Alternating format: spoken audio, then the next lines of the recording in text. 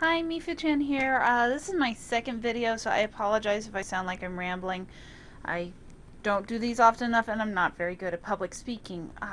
Video is on the progress for my Anthro Persian suit that I'm working on. It's going to have hand paws, feet paws, a tail, and a three-piece mask that I'm working on. And eventually I'll get the clothes to go with it, but I wanted to show the progress and, well, kind of say thank you to the people that have put up the how-tos for making these really neat costumes. So I guess I'm going to start with the feet and work my way on everything that I've made so far. Alright, first are my feet, which are a pair of old boots that I did up in fur. They stand on their toes because they were a chunky heel shoe. So when I walk in these, they're going to be on the ball of my feet and on my toes. It's just hot glued fur on. I just had to do several layers. Tried on the boot several times as I was making it, so it looks really, you can see how wrinkly it looks right now. But it's not going to be, it's not as wrinkly when my foot's actually in it. It's constructed from green foam for the toes. This tan fur I got at Joann Fabrics, which I'm disappointed they don't have any more of it, so my idea for a full body suit just kind of went out the window when I found out that.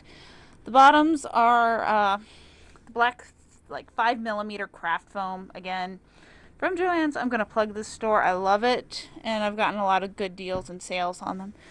So that's feet. Like I said, it's an old black boot that I had that I'm surprised it still fits. But I didn't wear them anymore, and I figured I'd make them into something new. Next thing I got that I worked on were the hand paws. So, let's see here. Put one on. So, I apologize. I do not work well with my left hand, so if the camera's a little shaky, I apologize. Maybe I'll just put on the left one and have both of them on. It's based off of a pattern that actually started as a mitten. You can almost see it when I put my hand, well, you can probably really see it when I put my hand together. Here, I'm just going to put on the other one too. So we're going to take a shot at filming with this paw on. Haven't tried that before. Okay. So even on the left hand you can see it much better. It started out as a mitten pattern, but I snipped in between and made kind of like a thumb and then 3 fingers, because I tried 4 fingers but it ended up being too small and not enough space. Again, the middle is the black craft foam again, the 5mm stuff. And yeah, it works. I can do a lot of things. I'm still got the other one on. See, I'm gonna lose the thing. See, other one's still on. I actually found out earlier I can use them to still open the door and unlock the door. Let's see. Cat doesn't always like this, so we're gonna pet. Oh, there we go. Yeah, she gets weirded out sometimes when I wear these, but she's pretty good. Oh, nom. Nom. Alright. No filming for Kitty. Let go. So, yeah. Hands, they work really well. So, one off. And the other off. So, yeah. Hand paws. This was a fun one to work on. This is my tail. It's got the wide, like, 2-inch elastic. Same stuff that I used on this, which is going to probably end up being a different costume. So this is based off of another CanineHybrid for making the movable jaw. If you want to look at that stuff, I'll put a link for her video for how to make this on there. Yeah. Lots of bright colors and fun stuff. So I used the leftover from that to make the waistband for my tail. My tail is basically a tube of the fur. And it's stuffed with the polyfill from an old pillow I had that I restuffed later on with some foam. But that's another story. The tail, it actually does stay in the curl. That's due to a florist wire that I had. Florist or crafting wire, I forget which. But I took a couple of pieces of that, wound it around itself, and then curled it up at the end. So it's only about just one length of it. Yeah, the metal ends right here. So it just goes to make that, and it stays pretty well. Now this is the hardest part for me so far. This is my 3-piece hood mask that Bob, the mannequin head, is wearing. And apparently she says that she's only going to keep on the jaw. as I try to pick things up. Lower jaw, I'm probably not going to change that unless I have to. I really hope I don't because I'm running out of fur. This is becoming this mask is easily becoming the bane of this whole project. It's a craft mask based off of the gryphern, how to make a werewolf mask, which is why the snout is, well, looks more like a dog snout. I'm going to try and use green foam. I think I've got some more supplies for building this, and I should have enough fur if I had to do this one again. I hope I can make it to match the lower jaw because the lower jaw came out so well. So yeah, this is Ada cloth. I don't know how well you can see through it. Probably not too terribly well with the camera, but I can see out well enough. And you can see where I had to cut the eye house way bigger because I had glasses. So I can see reasonably well. I'm probably still going to have somebody like forewarn me of like obstacles in that if it's a really dark place that I'm wandering. The nose is just the brown craft felt.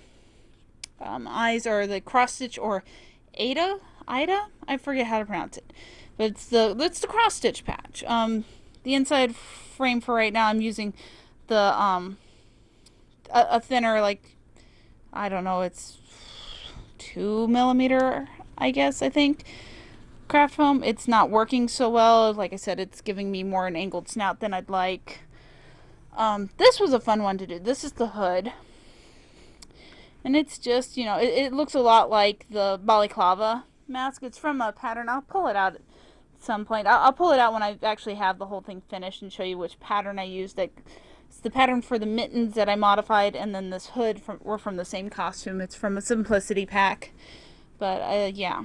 And these were interesting. The Persian whiskers, they're not even on there, and they're hot glued on, but they work pretty well, and it's, darn, I don't remember what I have in here. I think it's more of that wire that I used on the tail, actually, and just put fur around them and hot glued them to the sides. And I got, like, you know, gem that's very, very patterned on one side, and then it's just plain red on the other. This was a hard piece to find. And then again, I've got the the fur from Joann's, and then this black fur was stuff that I found at Walmart, actually, I think.